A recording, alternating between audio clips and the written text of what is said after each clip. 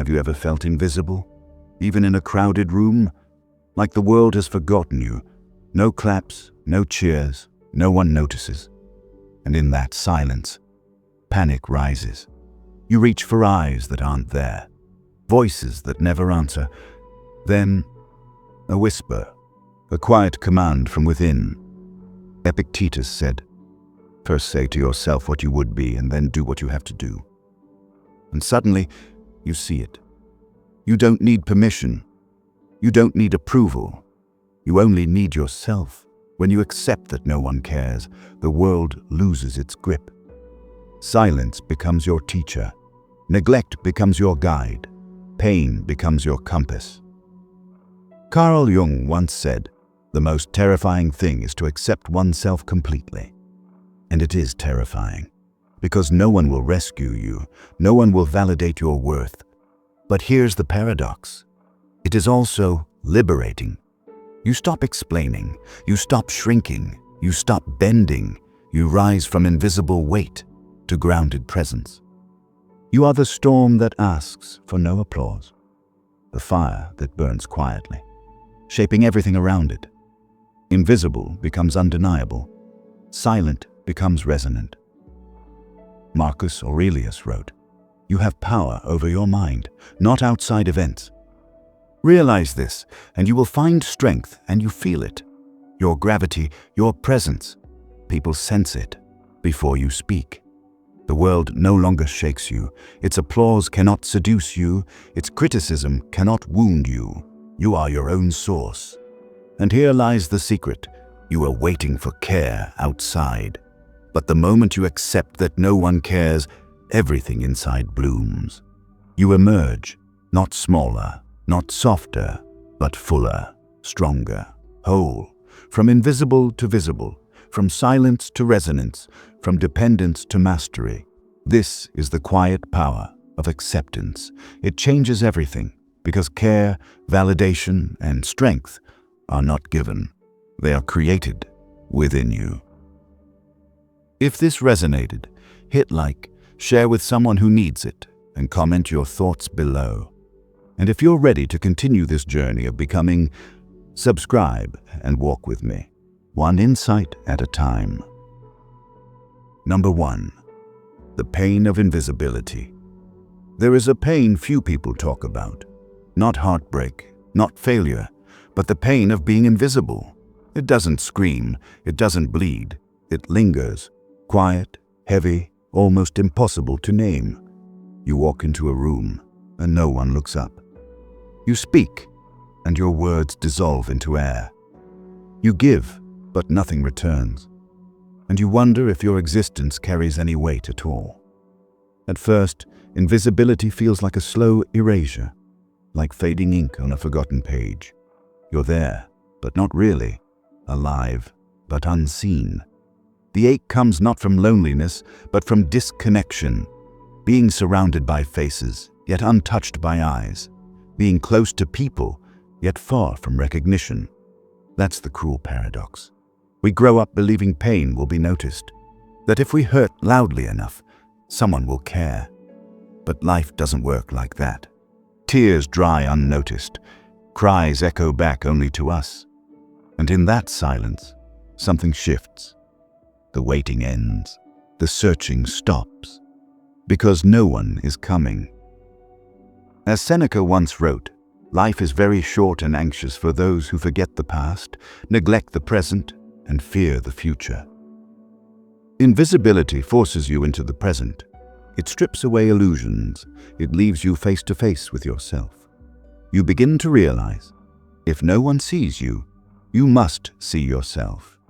If no one values you, you must set your own worth. If no one carries you, you must walk on your own legs. Nietzsche said, "He who has a way to live can bear almost any how." And in the weight of invisibility, you begin searching for that why. The first steps are heavy. Silence feels cruel, but slowly you discover its gift. Marcus Aurelius reminded himself, "It is not death that a man should fear, but he should fear never beginning to live." And invisibility, as harsh as it feels, forces you to begin truly living. Invisibility creates space, space to grow without judgment, space to rebuild without interruption, space to rise without permission. What once felt like emptiness becomes foundation. What once felt like rejection becomes clarity. And here's the hidden power. When you no longer need to be seen, you become undeniable. When you no longer beg for applause, your presence begins to carry weight, not because the world decided to notice, but because you stopped needing it to. Epictetus wrote, "No man is free who is not master of himself." And freedom begins the moment invisibility teaches you self-mastery. People sense it, the calm in your steps, the steadiness in your silence, the strength that doesn't announce itself yet fills the room. This is the transformation. From invisible to whole, from overlooked to unshakable, from silence to resonance. The pain of invisibility will never fully disappear, but it changes shape. It stops being a wound and becomes a doorway, a passage into a life where your value is not borrowed from others, but built, owned, and carried within you. Carl Jung said, "The privilege of a lifetime is to become who you truly are." And maybe that's the secret, to be unseen by the world so that you can finally see yourself. Number 2, the silent panic. There's a kind of panic no one talks about. It doesn't scream, it doesn't run, it doesn't thrash or beg for attention. It hides, it waits, it lives inside silence. This is the silent panic. It comes when the world goes still, when the noise outside fades, and suddenly you're left with yourself. No distractions, no applause, no escape. At first it feels like drowning in air. You breathe, but it doesn't reach. You move, but you don't arrive. You sit among people, yet you feel unseen. Seneca once said, "We suffer more often in imagination than in reality." And that is the nature of silent panic, not born from the world, but from the mind's own whispers.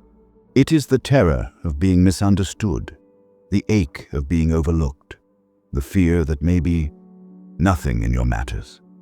Unlike storms of anger or grief, silent panic makes no sound. It's the weight in your chest at night, the thought that keeps repeating, the emptiness that no one notices, because even your suffering is invisible. And yet, paradoxically, this silence carries its own lessons. Marcus Aurelius wrote, "You have power over your mind, not outside events. Realize this, and you will find strength."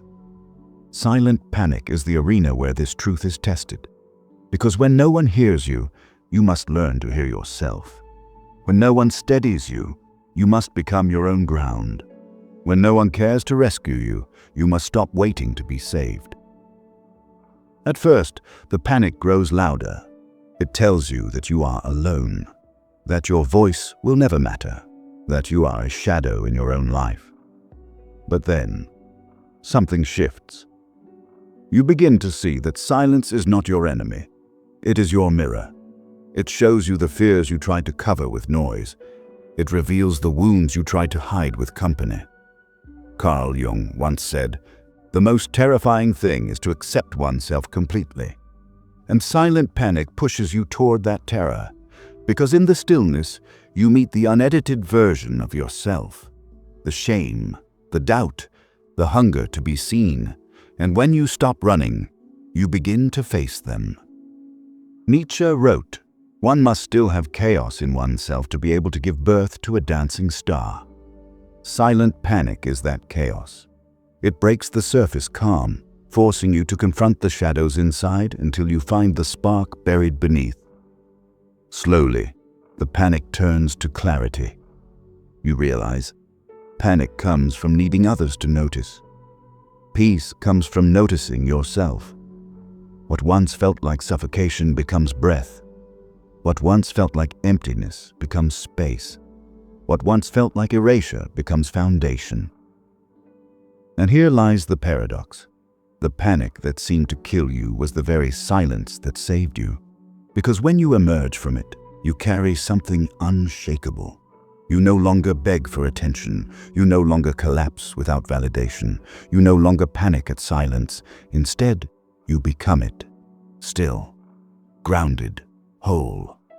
Epictetus said, "No man is free who is not master of himself."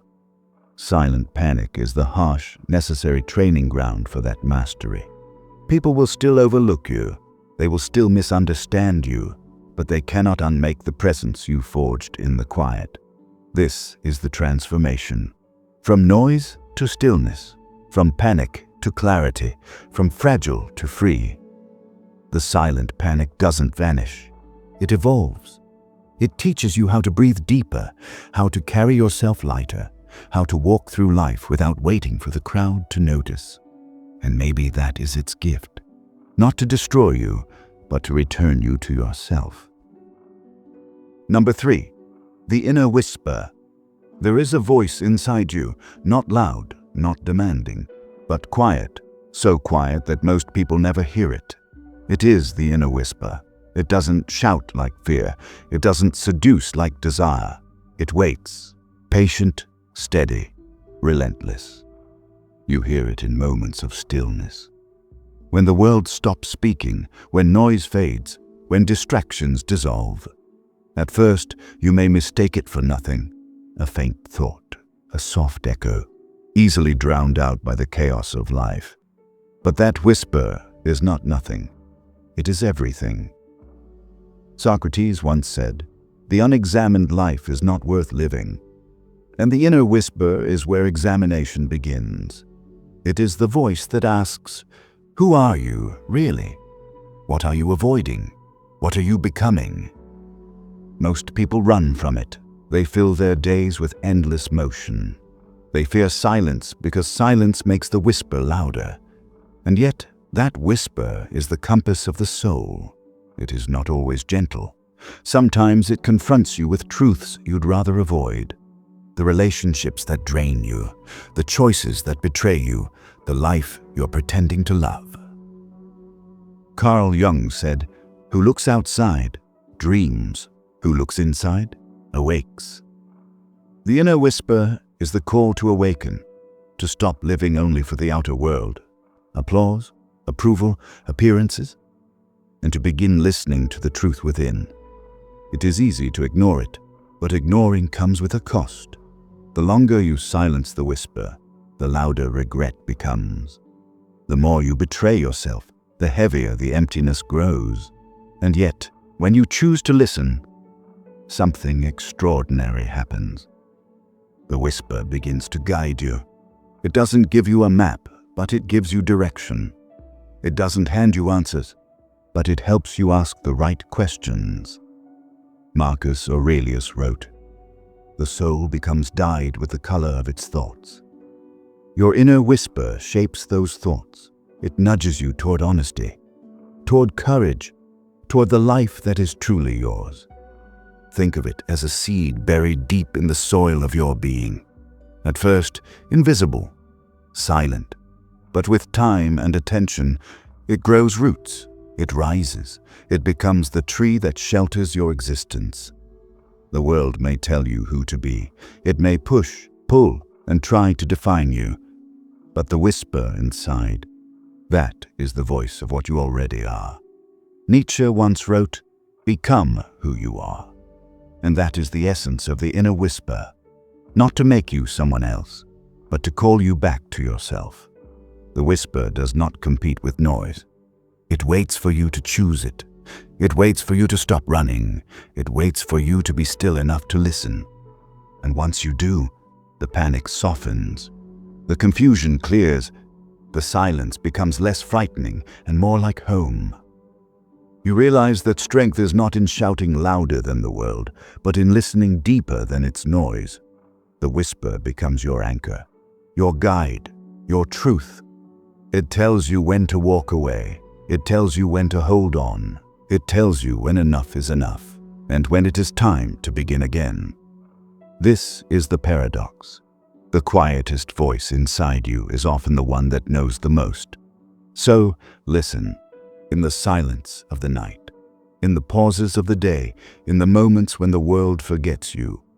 Because the whisper never forgets. It is the thread that ties you back to yourself, the softest sound with the deepest truth. Number 4, the power of oneness. There is a difference between loneliness and oneness. Loneliness is a wound. Oneness is a source. Loneliness cries for someone to fill the silence. Oneness embraces the silence until it becomes strength. Most people fear being alone. They avoid empty rooms, quiet nights, unoccupied hours. They run from stillness as if it might swallow them whole. But the truth is, it is only in oneness that you finally meet yourself. At first, oneness feels like exile, like being cut off from the noise that once kept you alive. The absence of constant voices feels like rejection. The silence feels unbearable. You sit with yourself and suddenly every doubt surfaces. Every regret, every wound, every suppressed thought. This is why people drown themselves in distractions. Because the first layer of oneness is painful. Nietzsche once said, "The individual has always had to struggle to keep from being overwhelmed by the tribe. If you try it, you will often be lonely. But no price is too high to pay for the privilege of owning yourself." And he was right. Oneness forces you to confront everything you've hidden behind noise. But if you endure, something shifts. The silence stops feeling empty. The solitude becomes fertile ground. You begin to hear your own thoughts, not echoes of the crowd. You begin to feel your own desires, not the pressures of society. You begin to walk your own path without needing applause at every step. In oneness, you stop performing. You shed the masks you wear for others. You discover the person beneath the roles. Marcus Aurelius once wrote, "Nowhere can man find a quieter or more untroubled retreat than in his own soul." That is the gift of oneness. The soul becomes a sanctuary. The silence becomes your companion. The solitude becomes your teacher. What once felt like emptiness becomes presence. What once felt like rejection becomes clarity. And then you realize, oneness was never weakness. It was the foundation of strength. Because a person who has mastered oneness is unshakable in the crowd. They are no longer desperate for validation. They are no longer addicted to noise. They carry their own center everywhere they go. Otho said, "Oneness is the presence of oneself. Loneliness is the absence of the other. That is the power. To carry presence so deeply that you never feel incomplete. The world senses it. The calm in your steps, the steadiness in your silence, the strength that doesn't announce itself, yet fills the room. You are not pulled by flattery. You are not broken by neglect, because you no longer depend on the outside to define you. Oneness gives birth to clarity. Clarity gives birth to courage, and courage gives birth to freedom. You are free to love without clinging, free to give without begging, free to walk away without fear. The paradox is simple. The moment you embrace oneness, you stop being alone, because you discover the deepest companionship of all, yourself. The power of oneness is not about isolation, but about foundation. It is the ground where your roots grow deep. It is the mirror that shows you your real face. It is the fire that forges resilience. Yes, loneliness hurts, but oneness heals. And once you taste its strength, you will never run from silence again. Because silence is no longer empty, it is full of you. Number 5, fear and liberation. Fear is the oldest shadow of the human heart. It whispers before every step. It lingers before every choice. It makes us smaller than we are. Fear is not always loud. Sometimes it hides in silence. in hesitation, in the words we never speak, in the dreams we bury before they're born. At first, fear feels like protection. It tells you not to risk, not to lose, not to fail. It promises safety, but safety at what cost? Safety can become a prison. Seneca once said, "We suffer more often in imagination than in reality." That is the cruelty of fear. It builds chains out of illusions. It makes us prisoners of things that have not even happened. You fear rejection, so you never speak. You fear failure, so you never try. You fear loss, so you never love. And slowly, your world becomes smaller. Not because life denied you, but because fear convinced you to deny yourself. But here is the paradox. The moment you walk toward what you fear, the chains begin to break. Fear thrives in avoidance. It shrinks in confrontation. Marcus Aurelius wrote, "If you are distressed by anything external, the pain is not due to the thing itself, but to your estimate of it." In other words, fear is not out there. It is in here. It lives in your interpretation, not in the event. And once you see this, a door opens. Liberation does not arrive in comfort. Liberation arrives in courage. The first steps are trembling. Your voice shakes. Your hands sweat. You doubt yourself at every turn. But still, you move. And in that movement, something miraculous happens. Fear begins to lose its teeth. You realize the monster you ran from was often made of smoke. Liberation is not the absence of fear. It is mastery over it. It is walking forward even with the tremor in your chest. It is choosing growth over comfort. It is choosing truth over illusion. Carl Jung once said, "Only the person who risks is truly free." And that is the essence of liberation. Freedom is not given. It is claimed at the exact point fear told you to stop. When you face fear, you reclaim power, the power to choose, the power to speak, the power to live. And slowly, fear transforms. It becomes energy. It becomes fuel. It becomes the fire that forges resilience. You no longer hide. You no longer shrink. You no longer beg for certainty. You rise, not because fear is gone, but because it no longer commands you. This is liberation. Not a life without fear, but a life where fear no longer defines you. Not an escape from uncertainty, but the courage to walk into it. Fear will always knock on the door, but liberation is knowing you do not have to answer. You are free to move, free to act, free to become. And in that freedom, life expands again. The world opens, and you realize fear was never the enemy. Fear was the threshold. Liberation was always waiting on the other side. Number 6. From invisible to undeniable. Have you ever felt invisible? Not just overlooked, but completely unseen. Like your existence is a whisper lost in a hurricane. Like you are present in the world, yet absent from it. Invisibility is a quiet weight. It doesn't announce itself with pain. It creeps in slowly until you begin to question your own worth. You speak and words vanish. You give and nothing returns. You try and no one notices. And in that silence, doubt blooms. Plato said, "The first and greatest victory is to conquer yourself." The first step in becoming undeniable is facing the truth. No one else will validate you. No one else will see you fully. Recognition, applause, attention, they are gifts, not rights. At first, this realization hurts. It feels like falling without a net, but falling is the first act of liberation. Because in invisibility, you are forced to turn inward, to look at yourself with eyes that don't judge, to measure your worth by your own standards. The invisible life teaches patience, it teaches clarity, it teaches focus. You start small, a thought nurtured in silence, a step taken without applause, a voice spoken even if unheard. Aristotle said, "Knowing yourself is the beginning of all wisdom."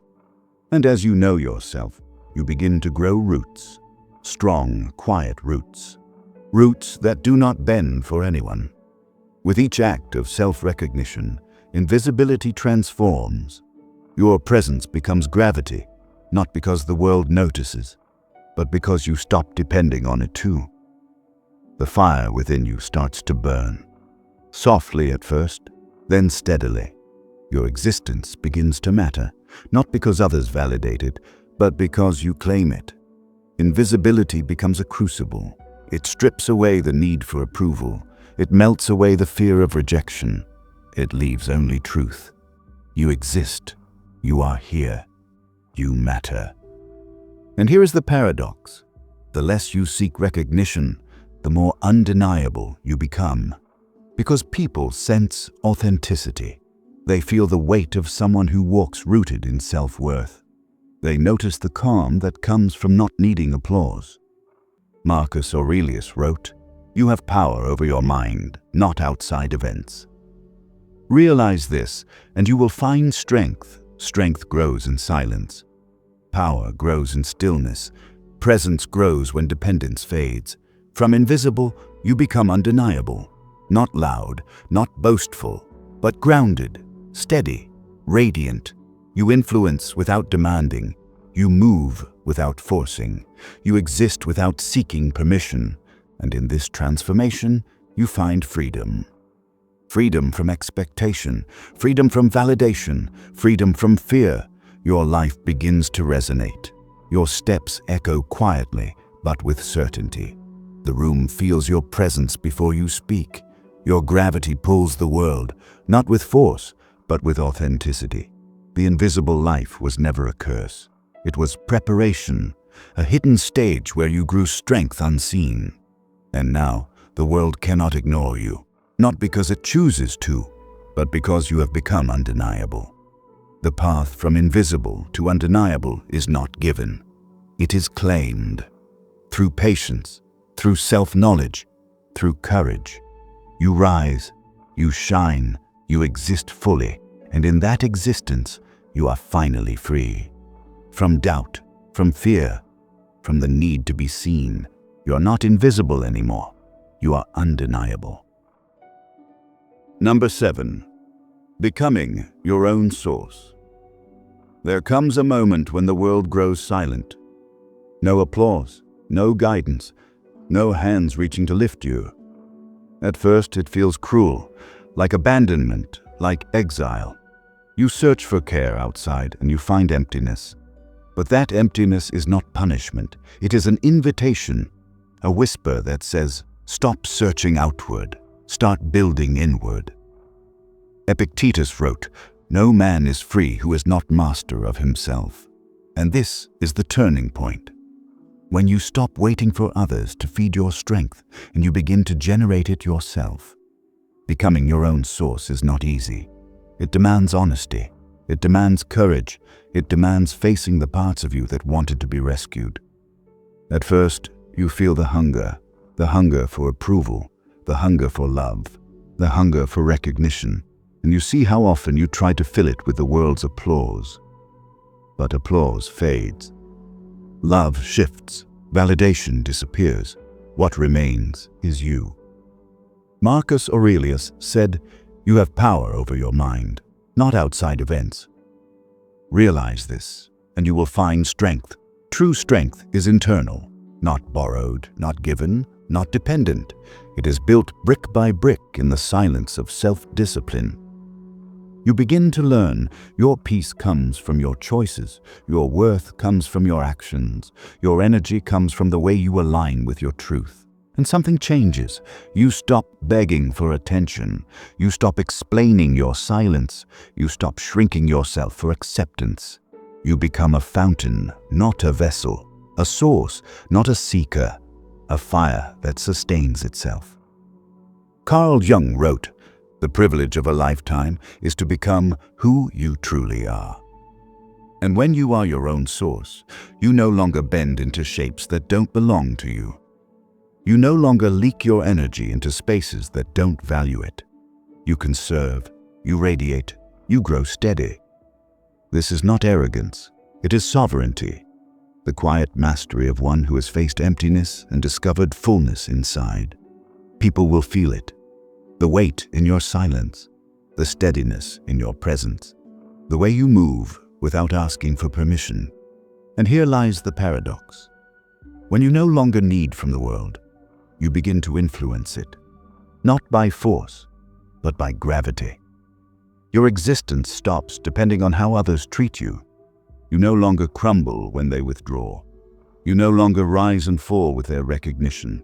You have become your own anchor, your own compass, your own source. The world may not notice. It may not clap. It may not even understand. But none of that matters. Because you no longer live to be seen. You live to be true. And in that truth, something unshakable is born. The ability to walk alone yet not feel lonely. The power to face silence, yet not feel empty. The strength to carry yourself, yet not feel burdened. This is the gift of becoming your own source. You stop depending. You start creating. You stop chasing. You start becoming. And when that happens, you're no longer fragile. You're no longer invisible. You are no longer waiting. You are whole. You are enough. You are your own. Number 8. The quiet power of acceptance. There is a kind of strength that doesn't roar. It doesn't come with thunder or applause. It arrives softly, like the breath you didn't know you were holding. This is the quiet power of acceptance. At first, acceptance feels like defeat, as if you're surrendering to life's cruelty.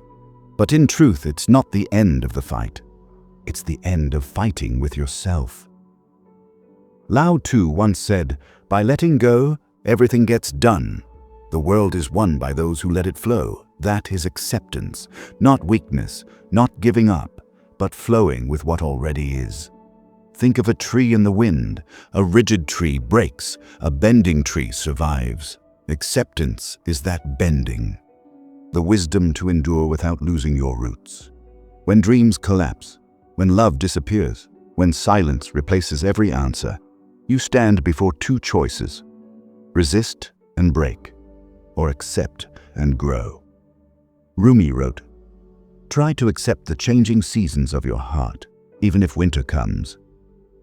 Acceptance does not erase winter, but it allows spring to return. This quiet power is not about passivity. It is not about saying everything is fine. It is about seeing reality clearly, without distortion. It is about meeting pain without adding more pain through resistance. Buddha said, "Attachment is the root of suffering, and acceptance is the antidote."